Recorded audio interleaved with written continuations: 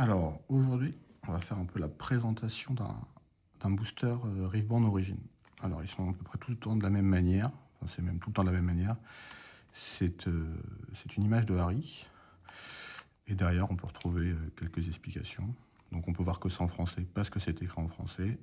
Et devant, la seule façon de le savoir, c'est que c'est marqué Origin, alors qu'en anglais, c'est Origins, sans le E. Un booster, c'est à peu près composé tout le temps de la même façon, comme on peut le voir.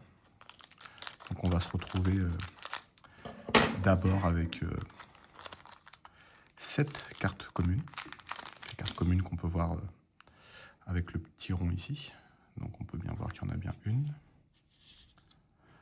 2, 3, 4, 5, 6 et 7.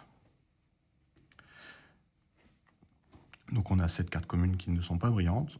Ensuite, nous avons 3 cartes peu communes, donc qui sont représentées par le triangle.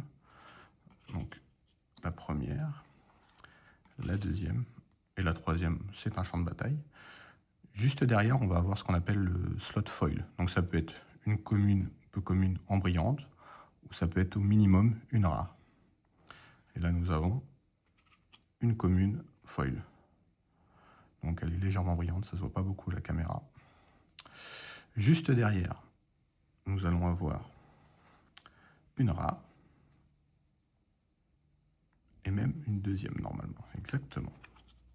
On va la mettre ici. Et juste derrière, nous allons avoir une recrue. Qui est juste un petit token. Donc ça sera forcément une recrue, ou ça peut être aussi une rune. Donc rune de terre, esprit, corps, tout ça.